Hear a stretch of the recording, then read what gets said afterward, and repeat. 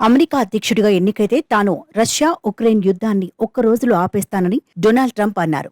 ఈ విషయాన్ని ఆయన ఇటీవలి తన ప్రచార కార్యక్రమాల్లో పదే పదే చెబుతున్నారు. రష్యా మాత్రం అది సాధ్యం కాదని వాదిస్తోంది. ఉక్రెయిన్ సంక్షోభం ఒక్క రోజులో పరిష్కరించదగిన అంశం కాదని తెలిపింది.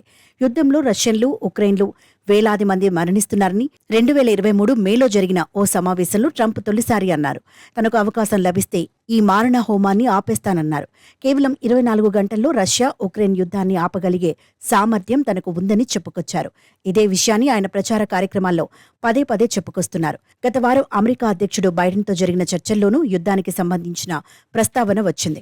అమెరికాలో గనక బలమైన అధ్యక్షుడు పుతిన్ గౌరవం పొందగలిగే వ్యక్తి ఉంటే అసలు ఉక్రెయిన్పై యుద్ధం జరిగేదే కాదని పేర్కొన్నారు. ఇప్పటికైనా తనను ఎన్నికల్లో గెలిపిస్తే ఒక్క రోజులోనే యుద్ధాన్ని ఆపేస్తానని స్పష్టం చేశారు. అయితే ఈ వ్యాఖ్యలు చర్చనీయాంశం కావడంతో ట్రంప్ వ్యాఖ్యలపై ఐరాసాలోని రష్యా రాయబారి వాసిలీ నెబంజా స్పందించారు. ఏప్రిల్ 2022లో ఇస్తాంబుల్లో రష్యా ఉక్రెయిన్ మధ్య ఒప్పందం దాదాపు ఖరారు దశకు చేరిందని వెల్లడించారు. అది సఫలీకృతమైతే యుద్ధం అప్పుడే ముగిసి ఉండేదని, కానీ ఉక్రెయిన్కు మద్దతుగా నిలుస్తున్న పాశ్చాత్య దేశాలే ఆ ఒప్పందాన్ని చెడగొట్టాయని నెబెంజా ఆరోపించారు.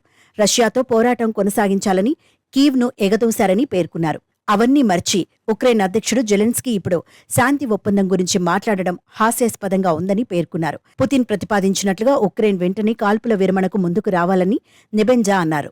2022లో రష్యా ఆక్రమించిన ప్రాంతాల నుంచి ఉక్రెయిన్ బలగాలను వెంటనే ఉపసంహరించుకోవాలని సూచించారు. పాశ్చాత్య దేశాల సైనిక కూటమి నాటోలో చేరబోమని స్పష్టమైన హామీ ఇవ్వాలని డిమాండ్ చేశారు.